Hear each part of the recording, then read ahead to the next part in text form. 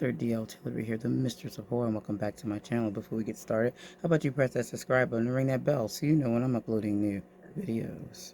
I'm done with Mistress Mood and Candlelight's show. That's the update for the channel anyway.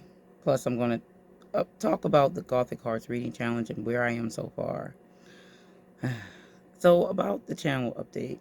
Mistress Moon Candlelight is no more, hence why you're getting this video today, as I always release a video on Sundays. It was kind of a decision I made about a couple weeks ago. As you know, Mistress Moon Candlelight was one of the shows that I did in my schedule. That was once a month, usually on the third Sunday. For the last 4 months, the viewership for Mistress Moon Candlelight has been low. And the viewership length of watch time has also been low, considering the length of these type of videos that show was. That being said, I felt compelled to let it go because it takes me a lot of time to put together the Mistress Moon Candlelight show because of the different elements that is involved in it. It is a review type of show, but it's also a retrospective style review where I'm talking about the entirety of the thing that I'm reviewing, and also putting on the makeup portion of it, planning the theme in the script and the editing and just the time to do the video is a lot more than the amount of time that you get for the video. Granted, the videos are some of my somewhat longer videos, considering my series that I do once a month on Sundays. It is, it can range from anywhere from 15 minutes to 40 minutes. I think some of the first episodes of Mistress Moon Candlelight have been an hour even. Granted, I don't necessarily expect people to watch a whole hour of a show, per se. But the ones that are 15, 30 minutes, most of the ones going forward have been 30 minutes, maybe 25 minutes, 40 minutes. It depends. And that was edited. They were longer, believe it. That being the case, I just can't give that kind of time and length to something that's not going to have the type of viewership that it needs to continue on. And then the final straw that broke the camel's back was the amount of time that people were watching these episodes. I mean, people's attention spans in today's world is so short that it's really no point for you to make videos that long. In most cases, granted, there are people that do watch long things, but the fact of the matter of the person who has to put the time in and all the labor that goes into those things is difficult to keep that up for no viewership or short viewership. So since the watch time is important, especially if you put all that into the entirety of the video and no one even watches, well, I shouldn't say no one, the majority of the viewers for that video, that isn't even that many viewers, didn't even watch the whole thing or even half of the thing. That being said, I will not be doing Mistress Moon Candlelight anymore after much thought and behind it and research to see if it was worth holding on to, and it was not, for me anyway. That being said, I will figure out what I want to replace the show with. It will be something that is shorter. Though somehow, even with shorter stuff, people find a way to not look at the whole thing. Literally, like, it never ceases to amaze. Like, it literally doesn't matter how short the thing is, people will somehow find a way to look at even less of it. If it's a minute and something, people are like, well, I better make sure I only look at 30 seconds. It's really funny to me. But anyway, I guess that's why shorts are supposed to be on a rise or whatever. Though figuring those out are fun. It's fun too. Even if you do figure out those, it's just the way the human brain is working in today's world. I'm not sure how much I can connect with it. Being from the Zennial generation, and if you don't know what generation that is the micro generation, the one that was born between the Gen X and the millennials. It is the 1979 through, or 1978 through like a 1985, and it stops. It's a mini micro generation, because the boomers had 3 generations. Well, 2 fulls and a micro. Hence us, me and my older brother and I. Well, the way we think is like an in between of the Gen X and the millennials, and I'm not sure how much my thought process can align with, as far as like my attention span and things like that, with that thing. So me making things that way, I was like, I'm just like, that's why Mistress Moon Candlelight will not make an appearance again. I've done other shows in the past that I've let go because of either it just wasn't getting any viewership or it became too much to keep up with based to the viewership. So sometimes you gotta let things go, especially if it's not healthy for you mentally and it's draining you too much and you're not getting anything out of it. I did enjoy doing the show, but the time, my time is very tight. It really is. And I just cannot give it out without any residual coming back to me. Like, I can't continue to do that. I gave it a whole year. I think that's fair, giving it an entire year to see how people respond to it.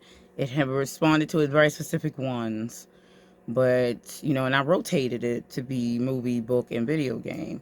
And, you know, but whatever, it is what it is. Moving on from that, the Gothic Hearts Reading Challenge, it's not going well. It is not going well. And that meaning that I haven't been able to read as much as I used to do. I'm a fast reader, and I read chunky books very quickly. So, I started off with The Turn of the Screw, which was the prompt for read a Gothic romance that had a governess. Somehow they thought that fell under that. When I checked for it, it supposedly does. It does have a governess, and it's supposed to have some romance in it, but I didn't pick up on that. Supposedly the female lead in it had some kind of interest in the two children that she was taking care of father, but it was very so subtle. It was pointless to me.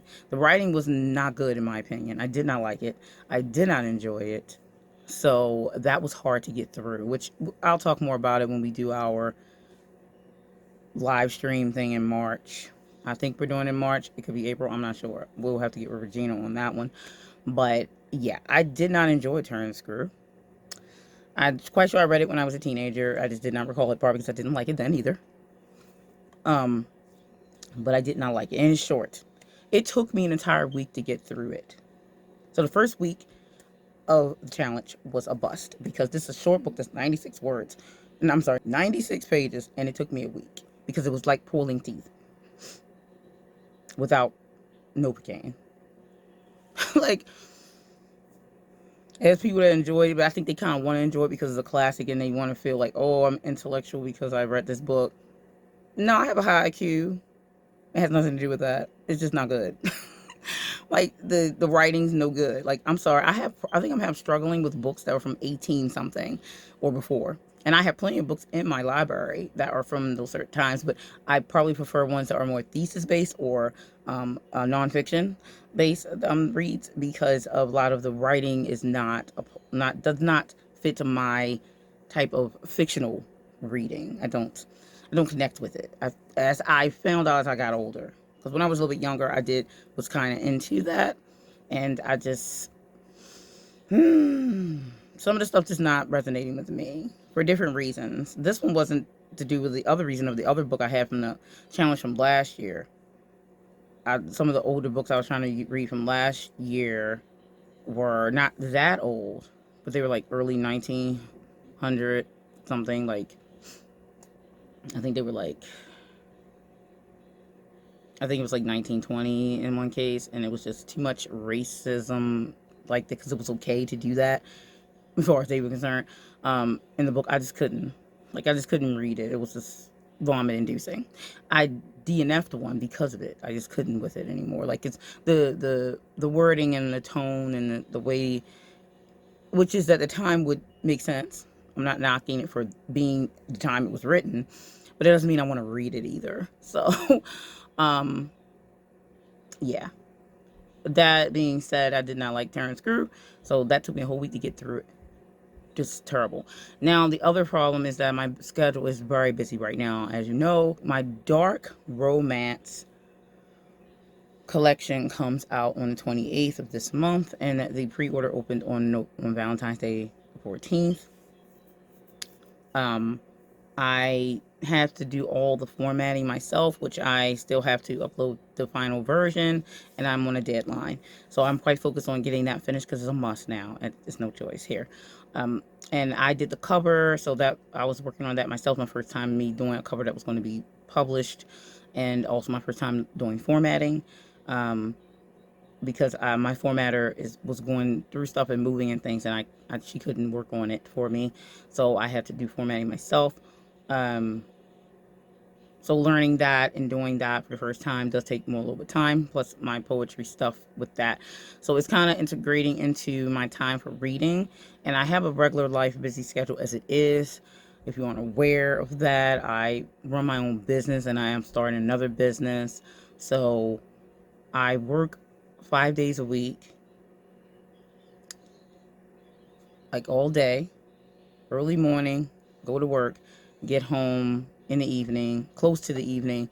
I homeschool my daughter, so that takes a portion of my evening. Then it's dinner, then it's writing.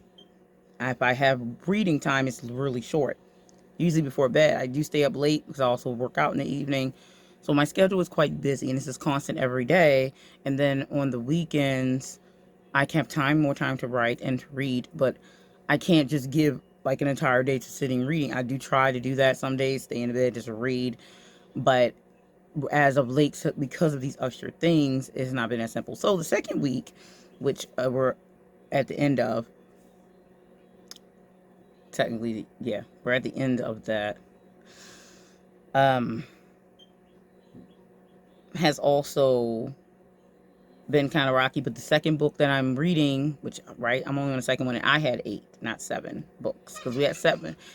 She's so funny. We had 7 book prompts, and one of mine has a duology that I like to read both because it's connected. So I'm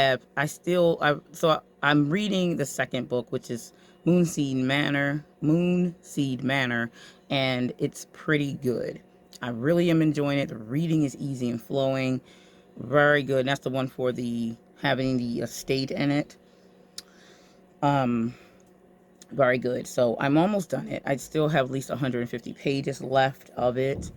I should finish it tonight, and then I can start on the next one. I'm probably going to take one of the duologies to get that out of the way because it's 2 chunky books, and I should be able to finish both of those next week and hopefully be able to start a third one. So trying to read 3 in 1 week, because my week is starting to slow down a little bit, because I should be finished everything with my poetry book by midweek, because I have to, it's my deadline, and then I can kind of calm down a little teeny bit, because I still have to decide with the Kickstarter if I'm going to for Cagliostro.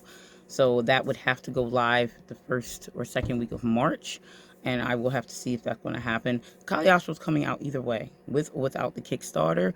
The Kickstarter is to boost it to people who are interested. It will give it a big boost, and more people will know that it's coming out. Also, it gets like cool swag that I came up with for the people who are interested and would be interested in that type of story. So I'm still planning to do the Kickstarter, just I have so much on my plate right now that I still have to do this and that. And I was still doing stuff for the poetry book. I did the trailer, I did the cover reveal video and all that stuff. So I have had to make the trailer and all those things. So a lot going on. So I decided to do a channel update and the Gothic Hearts reading challenge. I'm going to pop my Gothic Hearts bingo card here so you can see my progress. I would hope they would have been a little bit better by this point, but it should be fuller at the end of this coming week because I'll have read multiple books, and I'm going to, because I have to, because the challenge only has a week and a half left. So yeah, I hate to do that. I hate that I didn't get a smooth sailing this time, but life is what it is, and we still try to do things we enjoy, even if we gotta push them in the schedule. Anyway, that being said, thanks for being here. Thanks for listening about my update and the Gothic Hearts reading challenge, hearing about that. That's how things work. It's just how it is. And I finally made the 550 subscribers, which is yay. It's been a long time coming. It's a slow build for some of us here on YouTube. So here's the 500 more, maybe by the end of the year. Once I release more books, it seems to draw more people for author channels. So I expected that probably would draw more of my fan base that's being built. Anyway, I'll see you in the next video. Lair of the Mistress is this coming Sunday. So I'll see you then. Stay scared.